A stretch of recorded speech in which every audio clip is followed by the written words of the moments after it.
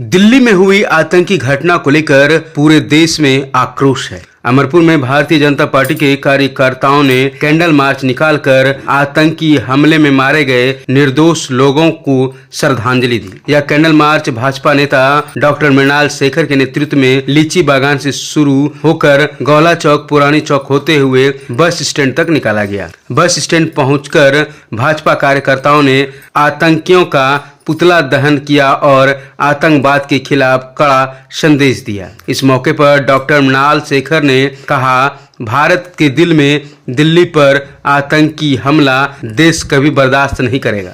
प्रधानमंत्री मोदी के नेतृत्व में देश मजबूती से आगे बढ़ रहा है और ऐसे कृत्य करने वाले को बख्शा नहीं जाएगा। उन्होंने सुरक्षा एजेंसियों की सराहना करते हुए कहा, हमारे जवानों की सतर्कता से हजारों टन विस्फोटक बरामद हुआ है और देश एक बड़ी त्रासदी से बच गया है। इस कैंडल मार्च में भाजपा नेता मृत्युंजय शर्मा, अंकित कुमार, मधुकर सहित दर्जनों कार्यकर्ता शामिल हुए।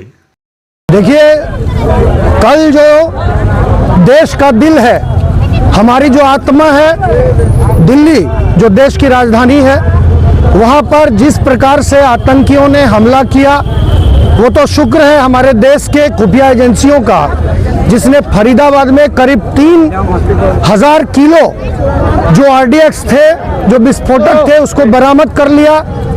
और उसका परिणाम था कि ये साजिश थी कि जिस प्रकार 1993 में मुंबई में जो सीरियल ब्लास्ट हुए थे, 9 सीरियल ब्लास्ट 10 के लगभग हुए थे, वैसा ही दहलाने का, देश को दहलाने की एक साजिश थी, जिसको हमारे देश की खुफिया एजेंसियों ने वक्त रहते उसको समाप्त किया।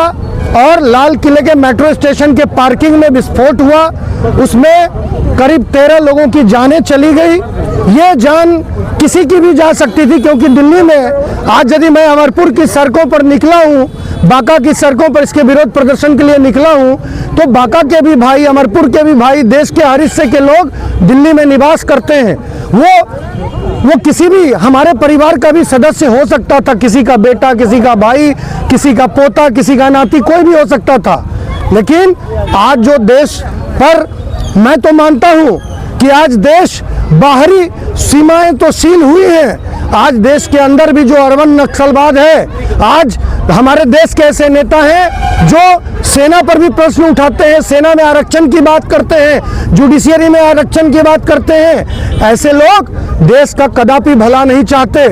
और मैं श्रद्धांजलि देता हूँ ऐसे परिवारों को कि महादेव हिम्मत दे, ऐसे परिवार को मैं श्रद्धांजलि देता हूँ, उनको जो शहीद हो गए, जिन्होंने अपनी जानें गंवा दी। और आज मैं मांग करता हूँ, हमारे देश की सरकार जो सशक्त सरकार है, और मुझे पूरी उम्मीद है, प्रधानमंत्री जी ने कहा है कि कोई भी बख्शे नहीं जाएंगे।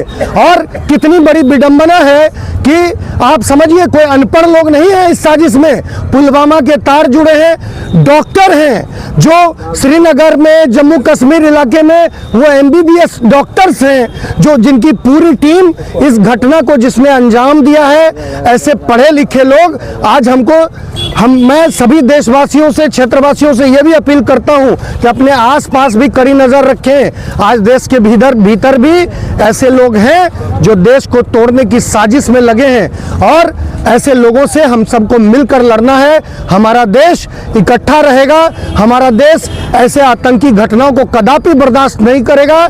हमारा देश ताकतवर बन रहा है, जिससे दुनिया के कई ऐसे मुल्क हैं, हमारे देश के बगल में पाकिस्तान है, चाइना है, नेपाल में भी आप देख रहे हैं क्या हो रहा है, बांग्लादेश में क्या हो रहा है।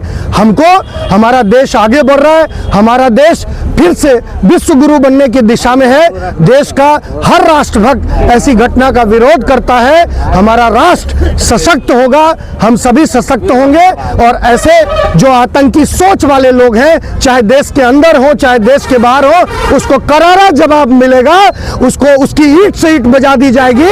ऐसे लोगों का कभी भी, ऐसे लोगों को माफ नहीं किया जाएगा।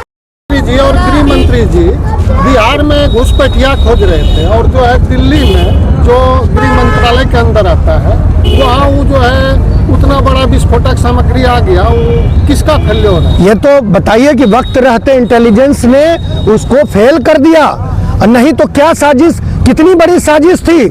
मैं इंटेलिजेंस के बंधुओं को बहुत साधुवाद देता हूं। हमको अपने सेना पर गर्व है, हमारी सेना ताकतवर है, हमारी सेना सशक्त है। हर ऐसी बातों का मुंह तोड़ जवाब देने के लिए हमारी सेना सक्षम है, हमारी सरकार सशक्त है। और ऐसे किसी भी आतंकी वर्षों के बाद इस प्रकार की नापाक कोशिश की है, जो फेल्योर कहीं से भी होगी उस पर भी हमारी सरकार सख्ती बरतेगी।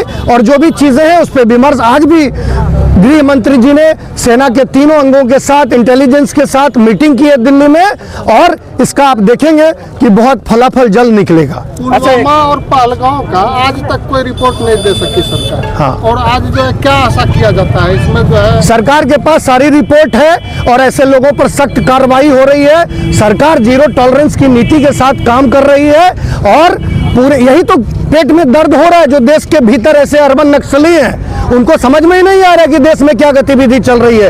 राष्ट्र सशक्त हो रहा है, इसमें सबको सहयोग करना चाहिए। आज राष्ट्र में जो विपक्षी नेता हैं वो आज हमारी सेना पे प्रश्न खड़ा कर रहे हैं, हमारी सेना पर उंगली कर रहे हैं, लेकिन ऐसे लोगों को जनता करारा जवाब दे रही है। आज ही बिहार में चुनाव खत्म हुआ है और 14 तारीख को रिजल्ट आने वाला है। आप देखेंगे कि राष्ट्रवादी सरकार बिहार में भी बनेगी, एनडीए की पूर्ण बहुमत की सरकार बनने जा रही है।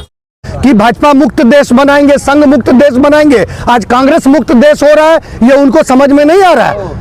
ये उनको समझ में आना चाहिए, भैया आप भी थोड़ी ताकत बढ़ा लो। आपका सुपरा साफ हो रहा है, पूरे देश के नक्शे से विपक्ष का नामो निशान मिट रहा है। ये उनको विमर्श करना, उनको समीक्षा करनी चाहिए ऐसी बात। 2026 में आने वाला जो है केरल सब में चुनाव होने वाला है, इसके विषय में कुछ बताइए। देखिए, ये जो एनडीए का कारवां है, जो भारतीय जनता पार्टी के नेतृत्व में देश आगे बढ़ रहा है, ये हमारा देश, इस देश के लोग कंफर्टेबल फील करते हैं। भारतीय जनता पार्टी के नेतृत्व की जो सर्व स्वीकार्यता है, जो सर्वव्यापकता है, वो धीरे धीरे और बढ़ रही है। आने वाले समय में हम बंगाल में भी बड़ी जीत हासिल करेंगे। अन्य स्टेट्स में जहां भी चुनाव है वहां पर भारतीय जनता पार्टी और सहयोगी दलों की पूर्ण बहुमत की सरकार बनने वाली है।